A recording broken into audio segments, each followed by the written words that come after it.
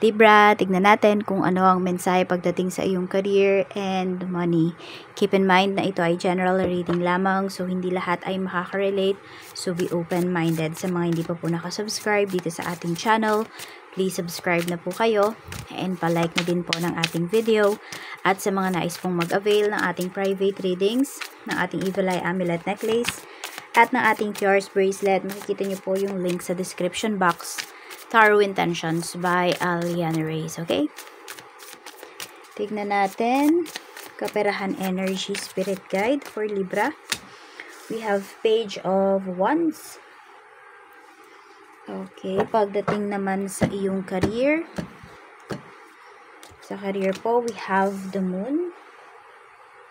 At your energy, we have King of Swords. Parang Libra dito naman, hindi ka sigurado, no? Pagdating sa mga ginagawa mo, there is confusion. Pagdating naman sa kaperahan mo, ayan, nagpo-focus ka. Parang marami kang gastos ngayon. At medyo nai-stress ka na dyan sa mga gastos na yan. Sa trabaho naman, sa work, ayan po, there is confusion. Parang gusto mong linisin yung pangalan mo dito. May nagkakalat ba ng masamang balita about sa'yo? Some of you, pwede nyo itong daanin sa legal. Yung iba naman po, ayan, i-ano ninyo sa department ninyo. Magsabi kayo. Mag-report kayo sa inyong department. Mukhang namang problema kayo ngayon. More on pagdating sa career. So, tignan natin. Okay, work environment mo, kamusta ba? 7 of Cups. Okay, so yung confusion pala na to, some of you, pwede ngang merong naninira sa inyo, no, pagdating sa trabaho. Pero meron din pinapakita dito na kayo po ay naguguluhan kung kayo ba ay magstay sa trabaho or hindi. Pwedeng dahil, ito, naiisip nyo kasi yung inyong kaperahan. So, parang, hindi ba siya sustainable? No, hindi ba nakaka-sustain yung inyong kinikita? Ayan po. Or some of you, magbabawas lang kayo ng oras dito. Tapos, magsa-side hustle po kayo. Pagdating sa inyong work, pinag-iisipan yung mabuti. Yan, medyo na-stress nga talaga yung iba sa inyo. Kasi ang dami yung gustong gawin, ang dami yung goals. Hindi nyo alam kung ano ba yung uunahin nyo. Check natin ano yung tingin sa'yo ng mga co-workers mo. We have the Tower. Marami talaga ditong mga co-workers mo, ang tingin sa'yo is parang pabigat ka. Pagdating sa kung may projects, ganyan. Or kung hindi pabigat, pabida naman yung tingin nila sa'yo. So, negative yung nakikita nila pagdating sa'yo. Meron naman dyan, nakaka-appreciate sa'yo, pero mas more on madami po ang mayroong hindi magandang pagtingin sa'yo pagdating sa trabaho. Pero ikaw kasi dito, laban ka lang ng laban, pagdating sa work. Wala ka naman paki dun sa sasabihin nila. Naapektuhan ka syempre, pero hindi ka masyadong nagpapa-apekto, hindi mo masyadong dinidibdib yun. Kasi alam mo na, tingin lang nila yun sa'yo, pero hindi naman talaga ikaw yun. Check naman natin, pagdating naman po sa, okay,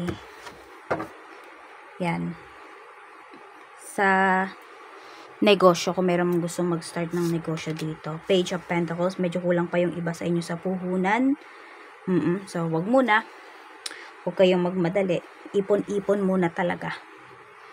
Sa nag-a-apply naman po ng work, 6 of Pentacles, ayan, ma-hire na yung iba sa inyo. You see? Ma-hire na po yung iba sa inyo. Siguro yung iba nga sa inyo for training na kayo Tapos, ayan, may ma-receive kayo dito na parang salary. Ano yun? Ano yung tawag doon? Yung parang hindi pa siya salary Sige, sabihin na natin salary or parang baon, allowance, ayun. Yung iba po sa inyo, ayan, may bibigay pa sa inyong allowance dito. Tapos after that, ayan po, matanggap na po kayo. Ma-hire na kayo, officially hired na yung iba sa inyo. Claim nyo na yung positive energy na yan. Sa mga may utang naman po, tignan natin, or may mga, it's either kayo yung may utang or merong may utang sa inyo, tignan natin kung makakabayad na ba. Knight of Swords. Sisikapin naman po talagang magbayad. 3 of Swords. Pero hindi nga lang buong payment ang pinapakita po dito. So, mababawasan naman po ng, sabihin natin, 1/3 yung inyong utang pero hindi pa siya fully paid. Or kung meron mang may utang nga po din sa inyo. Tignan natin sa mga nag-aayos po ng visa. Page of Cups. Ayan po, may marireceive na kayo na good news. This is a positive news. Some of you parang hindi nyo na nga yan ini-expect eh. Alam niyo parang trinabaho nyo yan, nag-apply kayo, and then you let go. Hindi kayo masyadong umasa. Ayan po, ibibigay po yan sa inyo. Approve na po yan, Libra. Tignan natin, ano pa yung mensahe? Ano ba yung blockages mo? Or sino ba yung blockages if ever mayroon man? We have 9 of Swords. Parang dami nyong inaalala. Overthinker nga talaga yung iba sa inyo. Ayan o. Or nakakaramdam ba kayo ng depression?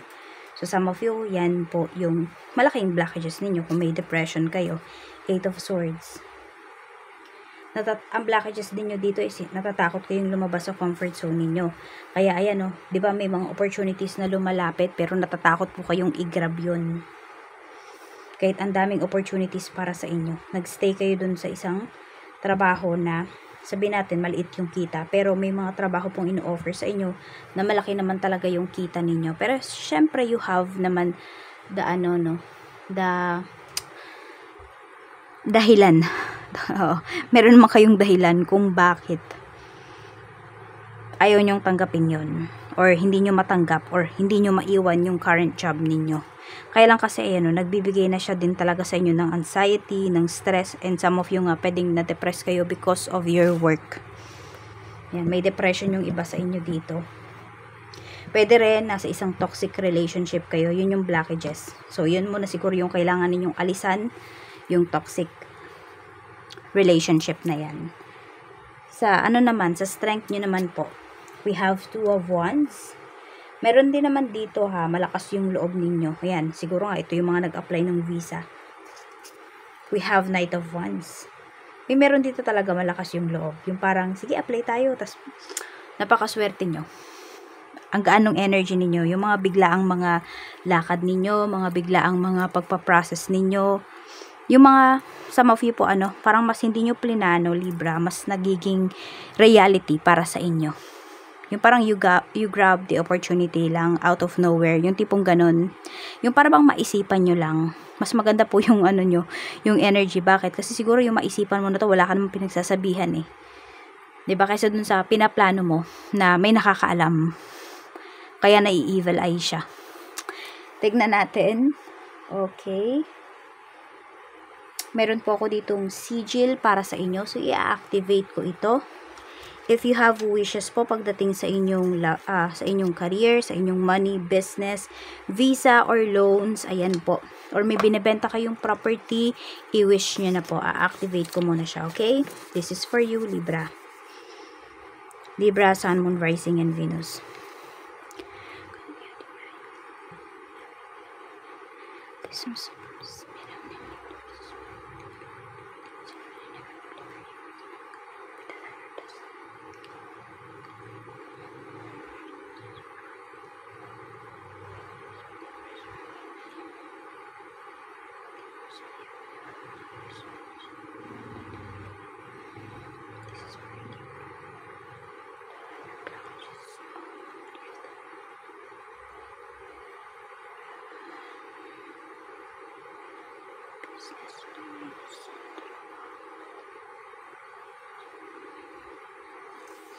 Okay.